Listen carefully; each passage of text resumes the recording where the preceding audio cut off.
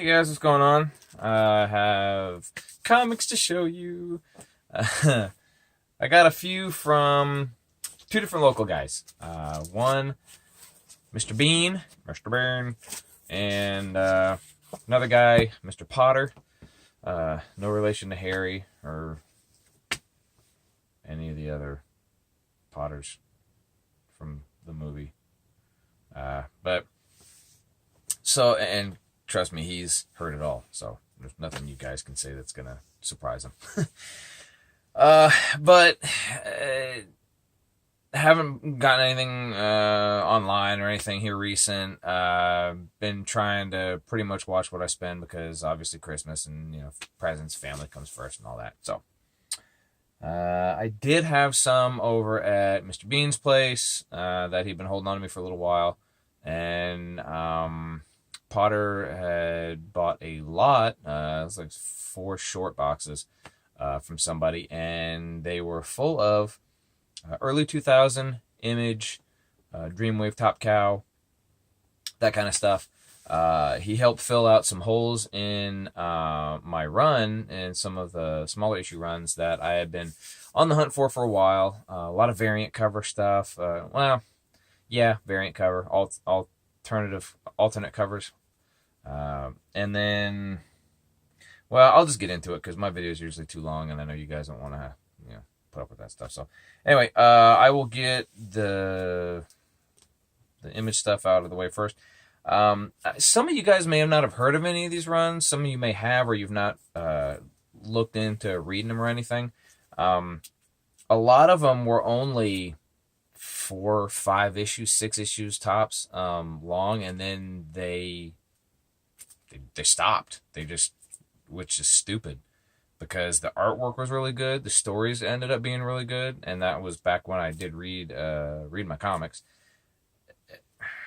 I wish they would have kept going with them, but anyway, one of them was Soul Saga, which was Platt did the artwork, and then Liquid did the color, and then Leichner and Bat also were involved in it.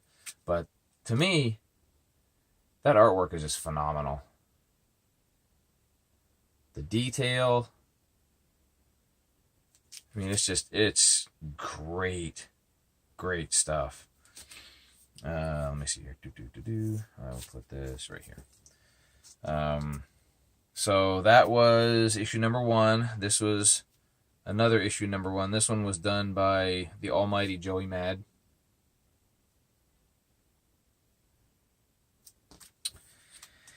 And then there was Eve Protomecha, which was another baby run that they did.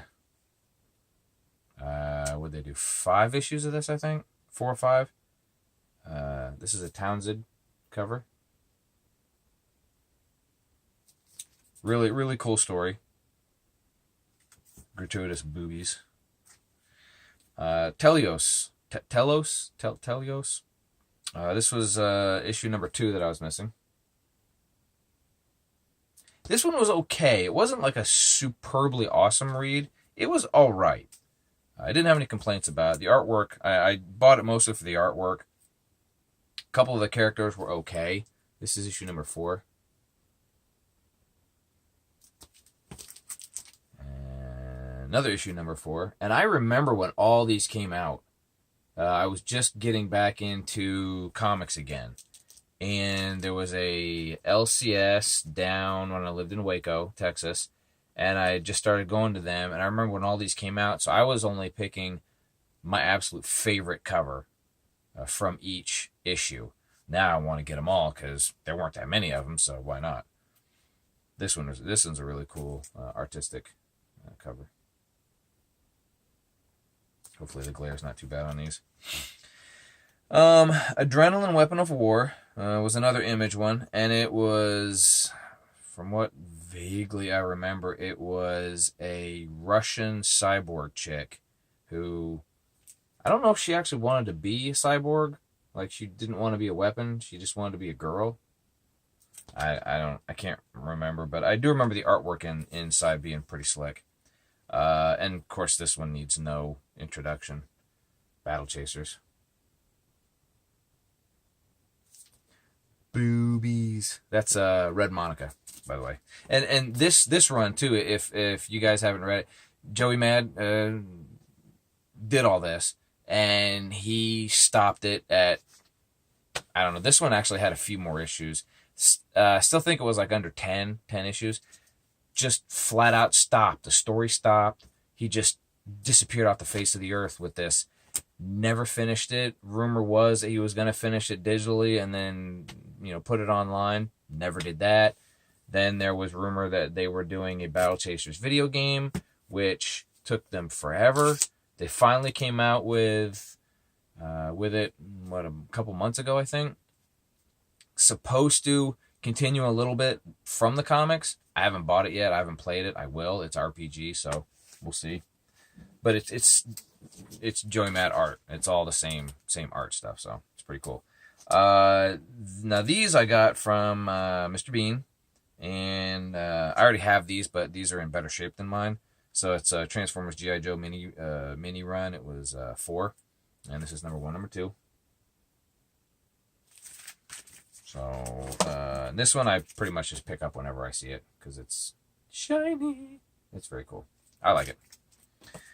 Top Dog number 3. It's another Star comic that I needed for all my runs. Thankfully, this didn't have a ton of issues for it either. I picked up 2 more copies of this Flaming Carrot number 27. It is the only McFarlane cover for this entire Flaming Carrot stuff that he did. These are for a couple of buddies of mine. These are for the wife. Vampire Lestat, number 5. Number 6. So now I need like 1 through 15 or something. I don't know how many's in this run. She's vampire. Heathcliff, number 1. Out of all the Star comics, this one had the most as a Star before it switched over to Marvel. I think it had 15 or 18 or something before it switched from Star Comics to Marvel. Pain in the butt to find them all.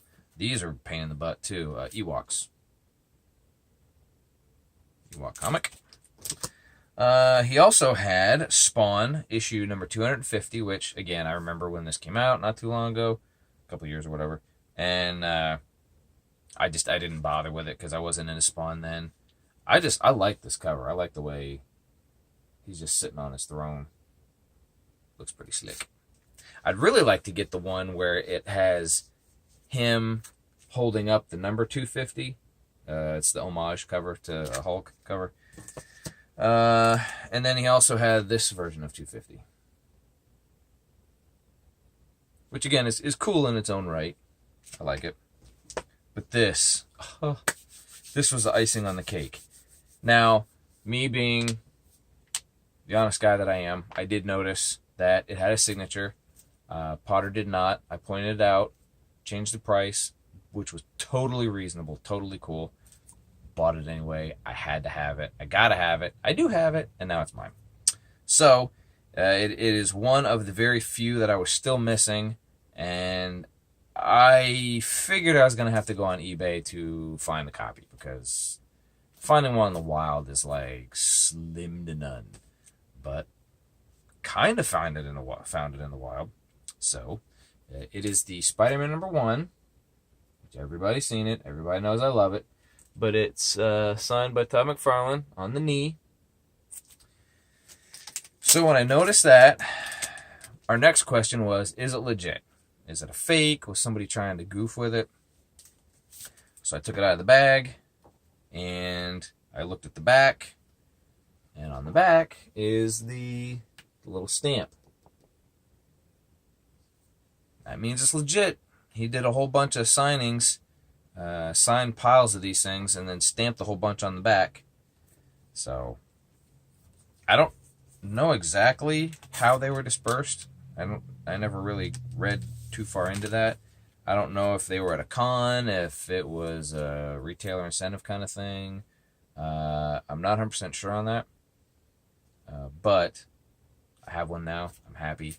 I think the only one I'm missing now is the chromium and I have the chromium and the non-priced one are the only two I think that I'm missing now. And then I have all of the American versions.